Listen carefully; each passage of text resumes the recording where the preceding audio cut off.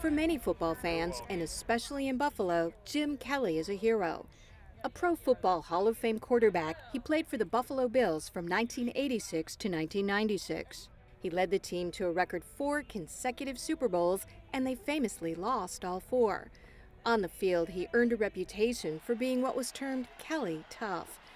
Fans of Buffalo, I give you Jim Kelly!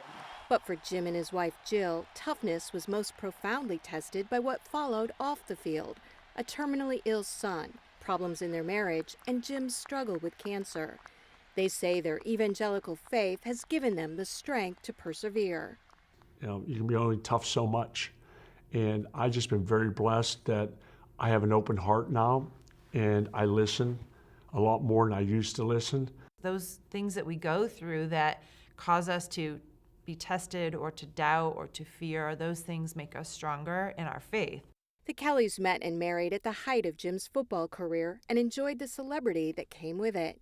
They had a daughter, Erin, and then in 1997, just a few weeks after Jim retired from the Bills, their son Hunter was born. Daughter Cameron was born in 1999. When Hunter was just 4 months old, he was diagnosed with a genetic disease called Krabbe leukodystrophy, which affects the nervous system. They were told he likely wouldn't survive to his 2nd birthday. Both Jim and Jill had been raised Catholic, but neither was very religious. Jill says her devastation over the diagnosis sent her on a desperate spiritual search.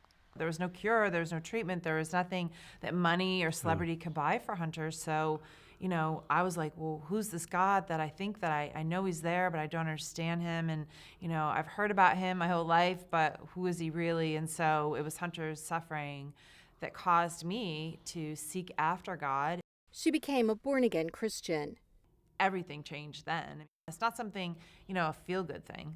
It's not like, ooh, this makes me feel better. No, life is still hard, but God is still good. Jim says at the time, he told her not to push her new beliefs on him. I didn't come to faith till after Hunter passed away. So for me, the mad at God, things like that, things that I probably shouldn't have been thinking. I don't know what the word is. No, it's being real is what it is. We can get mad at God. You know? But it is what it is. And but the thing is, the old saying is God's perfect timing. Mm-hmm. And I know where I'm at now, and that's all counts. The Kellys were determined to help Hunter live the best life possible. They launched the Hunter's Hope Foundation to promote awareness and research about the rare disease. No one was doing anything about the disease. No one.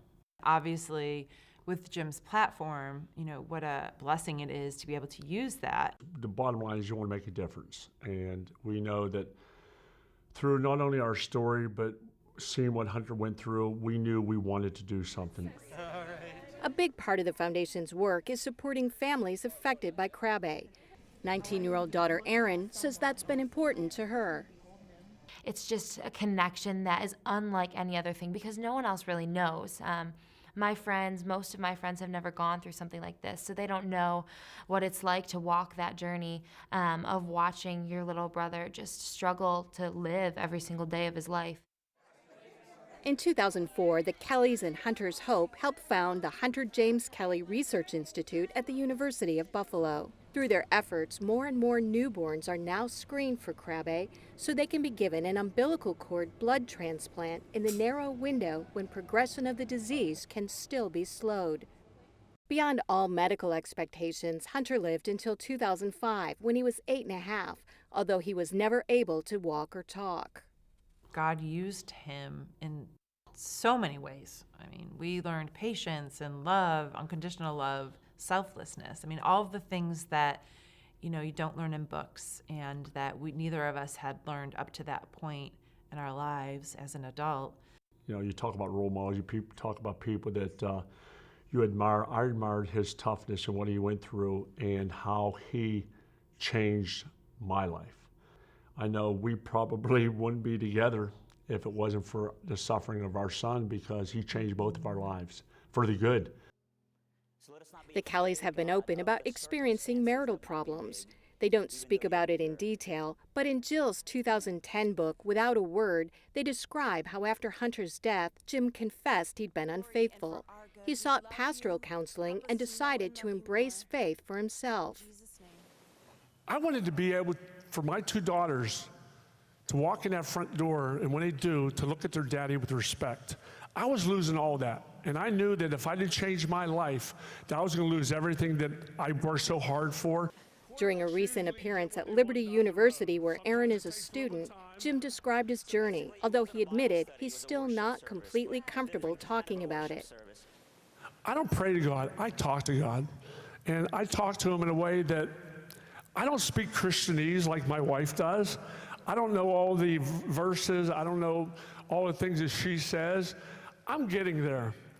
The Kellys still live in Western New York, where they attend a large non-denominational church. They say their faith has been crucial in dealing with their latest battle. In June 2013, Jim was diagnosed with cancer of the jaw. After surgery, he was proclaimed cancer-free. But then in 2014, more cancer was discovered in his nasal cavity, and more aggressive treatments followed. Jill says the family bombarded God with questions about why. The Psalms, Job, Paul, there's numerous people that are real people that ask the same questions, ask the why questions, said they'd rather not even live. This is not the end of the story. And, that's what God says. It's not what I'm sitting here telling you. This is what God says, and I'm choosing to believe that over my own fears, over my own doubts, over my own frustration. Watching my dad suffer through cancer is probably the hardest thing I've ever gone through. We just have found so much strength in Christ in the midst of my father's weakness. And so, although it has been extremely hard, God has blessed us in the midst of it. At first, Jim didn't want to go public about what they were dealing with. I'm a private person. I really didn't want that, but my wife said that, we need as many people praying for you as possible. And it didn't take me very long to realize she was right again. Jim's former Bills teammates and the Western New York community have rallied around them. People go, why do you live in Buffalo? Well, number one, the people. Number two is we love the Buffalo Bills. But number three, if we want to go south for a couple of weeks, we'll go south. I mean, if you want to get out of cold weather, you can do that, but you can't take the people with you. Although Jim still has some lingering health issues, a recent MRI declared him again cancer-free. The Kellys' work with Hunter's Hope Foundation continues. The family says they still miss Hunter every day. He would be 18 years old. What would he be like? Where would he be going to college at? Would he be playing football? I'll never know those things, but I'm happy with the life that I have, and I live every day to its fullest, and I know someday, though, I will see him again. Jill and Aaron have written a new book called Kelly Tough. The family says they're sharing their experiences in order to encourage other people going through difficult times. If I can make a difference for kids out there, if I can make a difference for adults out there by what I'm going through, thank the good Lord. Because I'll tell you what, all those people out there that write me letters and the emails, thank you, because you help me. It's not, oh, look at the Kellys. It's like, look what God has done.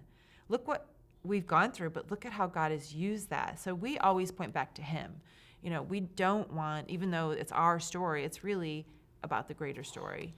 And they say that's the real essence of being Kelly Tough. I'm Kim Lawton in Buffalo.